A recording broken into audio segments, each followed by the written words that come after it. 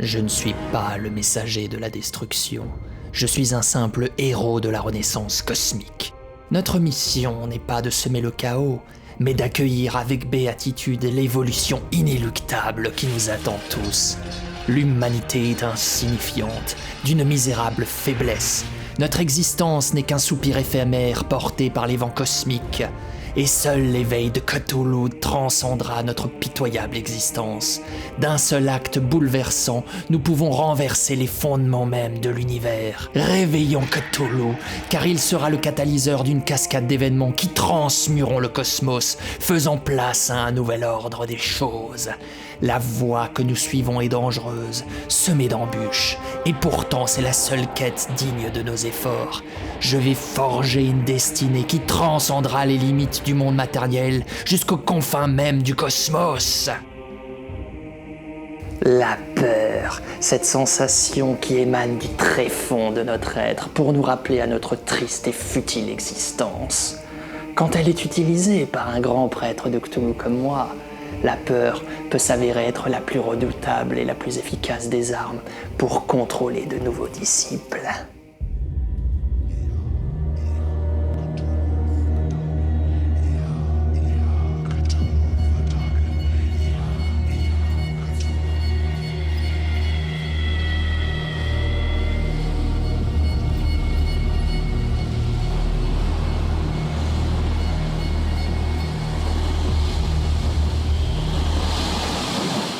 Une poignée de désespérés et de traumatisés de leur vie insignifiante m'ont rejoint dans ma quête. C'est par un navire volé que nous trouvâmes enfin l'île qui m'est apparue dans mes visions. Avec, comme promis, la structure métallique qui s'éveille à notre arrivée. Nous commençons par démonter l'ensemble des ressources des navires et de l'île afin de construire les premières scieries. À peine au travail que mes serviteurs me demandent déjà des maisons pour pouvoir se loger. À croire que la motivation pour servir un dessein plus grand pour notre Seigneur Cthulhu ne suffit même plus de nos jours. Bon, les logements sont maintenant construits. Visiblement, ils ont tous des spécialités, donc il va falloir optimiser. Mes serviteurs semblent être si ravis de leur logement que leur joie les pousse déjà à sacrifier un prisonnier que nous avons dans les cales. Mais bien, s'il ne faut que ça pour les motiver, préparez les festivités.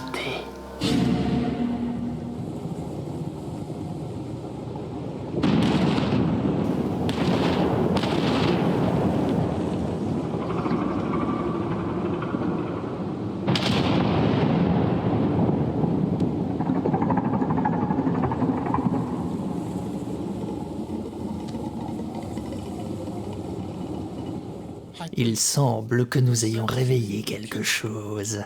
Le portail avec la cité de Relier est ouvert. Il faut de ce pas construire l'autel sacrificiel pour le maintenir et le faire grossir.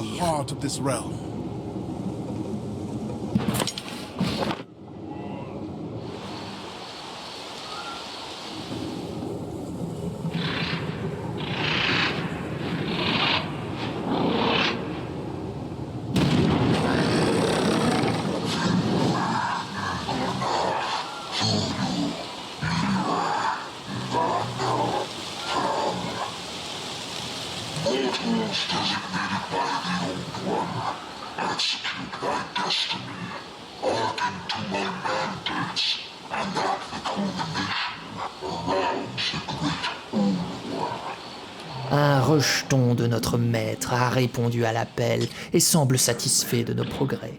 Pour développer nos ambitions d'invocation, il faut aussi réaliser des effigies qui demandent des ressources et parfois même du sang.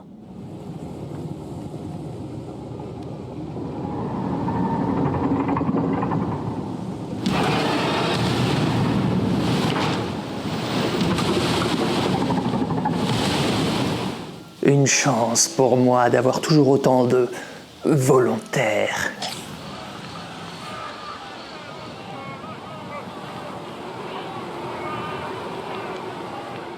Quoi? Ils sont en grève maintenant? Ah, je crois rêver. Maintenant, ils osent demander suffisamment à boire, à manger et des vêtements, et tout ça pour bien travailler. Il ne manquerait plus qu'ils ne demandent un salaire pour leur travail. Bon, allez, on se met à la construction d'un port de pêche et d'un temple autour de leur maison pour booster leur foi. We will be reporting. Your flock's primal desires and cravings have been salted, my high priest. Parfait, une bonne chose de faite. Maintenant que leur zèle est à leur maximum, nous allons continuer le développement. Un champ de maïs pour produire ensuite des chaudrons de maïs entiers, mais aussi de la bière. Ou du popcorn. Ne me demandez pas pourquoi. Mais entre ça et les pas lourdes, ils doivent passer de sacrées soirées télé. Il faut aussi produire des élevages de moutons pour produire des robes, mais aussi du sang pour les rituels. Il faut aussi construire par la suite des pâturages pour les vaches, pour la viande, et enfin exploiter les minerais pour extraire du sable, qui produira des vitraux pour construire des cathédrales.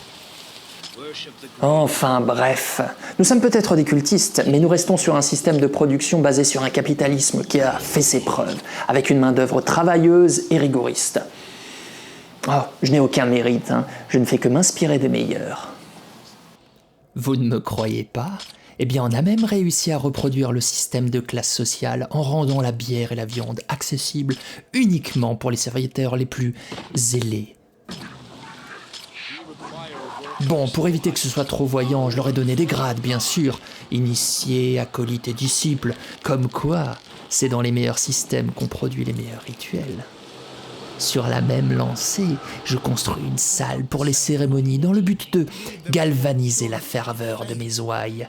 C'est fort pratique, car cela me permet avant tout de modifier leur spécialité. C'est une sorte de remise de diplôme, lorsqu'il s'agit de requalifier notre outil de production vers un secteur qui est toujours en pleine crise, il faut le dire. Permettez. Alors, nous avons grandement besoin de main-d'œuvre à la Syrie. Ah, trouvé. Et on ne bouge pas, hein?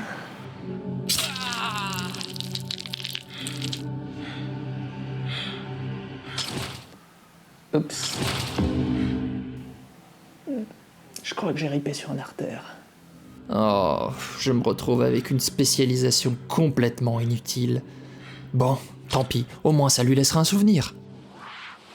Le rejeton de Cthulhu m'informe que nous ne sommes pas les seuls dans cette région et que ces villages pourraient s'avérer utiles, tant en termes de ressources que de combustible pour nos sacrifices futurs. J'ordonne la construction immédiate d'un temple d'invocation. Son but est de convoquer des entités alliées et soumises à notre maître pour conquérir les sites de notre ennemi par la force. Mais pour ça, beaucoup de sang est demandé. Alors je n'hésite plus à envoyer le plus gros de nos forces vers les abattoirs et à rééduquer certains pour qu'ils soient plus efficaces à cette tâche. Franchement, je crois que là c'est un de mes plus grands chefs-d'œuvre. Et ben voilà, au bout du 20e, voilà enfin un qui a réussi. Ensuite, il faut installer un pylône de puissance pour pouvoir maintenir les créatures suffisamment longtemps dans notre dimension. Enfin, pour parachever le rituel, il me faudra trouver un volontaire pour le sacrifice humain. C'est tout naturellement que j'ai pris ce volontaire de son plein gré, qui repose sur une décision tout à fait réfléchie, à savoir... Am, stram, gram. Oh, toi, c'est ton jour de chance, mon gars.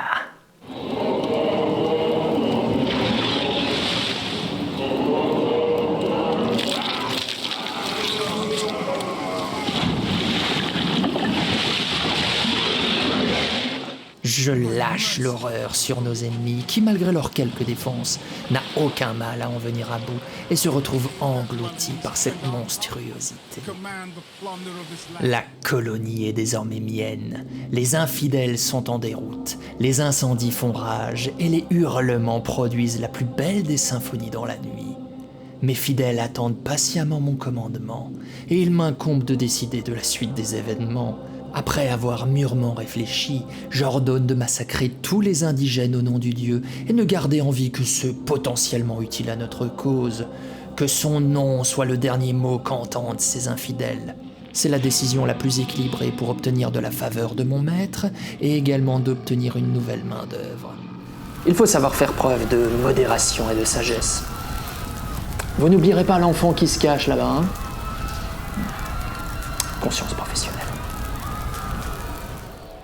Nouvelle île, nouvelle vision. La création de rééducateurs est lancée pour que nos nouveaux compagnons adhèrent pleinement à notre vision du monde. En parallèle, on s'agrandit. Alors on construit de nouvelles maisons pour des ouvriers qui ont toujours les mêmes préoccupations, à savoir manger. Comme si c'était indispensable pour vivre. Dans les temps anciens, les premiers cultistes se nourrissaient de fanatisme, oui. Toujours prompts à faire des heures supplémentaires, et ça bénévolement. Ça, c'était avant l'arrivée du SICAS. Syndicat interprofessionnel des cultistes et autres sacrifiables. Ouais, c'est long. À ce rythme-là, ils demanderont bientôt une association de protection des horreurs et autres créatures des dieux anciens.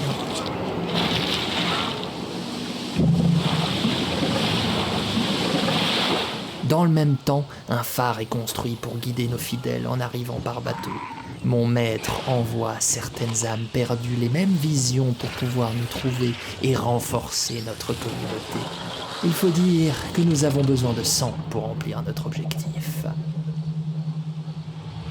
Je suis en plein travail quand une mystérieuse silhouette encapuchonnée, tout de jaune vêtue, s'approche de notre île, en brandissant des parchemins censés nous apporter connaissance et vérité. Heureusement pour moi, la lecture du Necronomicon m'a appris que Hastur est un ennemi de notre maître. Je l'ai donc reçu comme il se doit.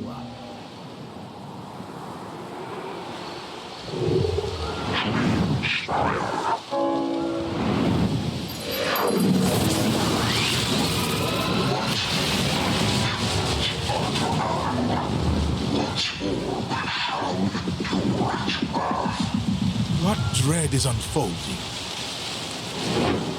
Have we been forsaken?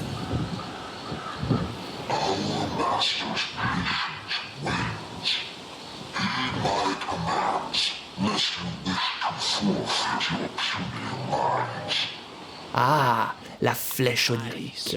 Elle doit être activée pour pouvoir rentrer en communion avec notre Seigneur. Sa patience s'amenuise et je suis désormais sur la sellette pour l'activer avant que la colère du maître s'abatte sur nous.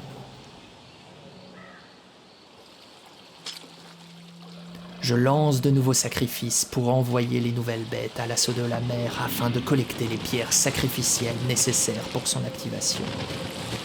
Grâce à elle, je peux enfin initier son plein potentiel en faisant un sacrifice de plusieurs serviteurs zélés pour pouvoir assouvir la volonté de notre Dieu.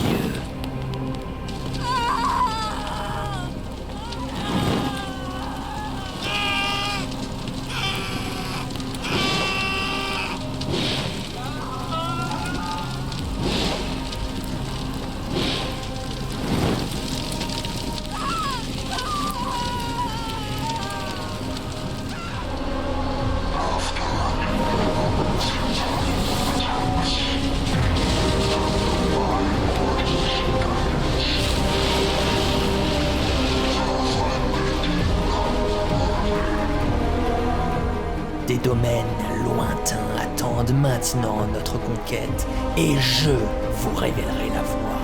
Notre victoire est prédestinée, quelle que soit la nature de nos adversaires, et des tréfonds des abysses de l'océan, nous éveillerons le grand Cthulhu.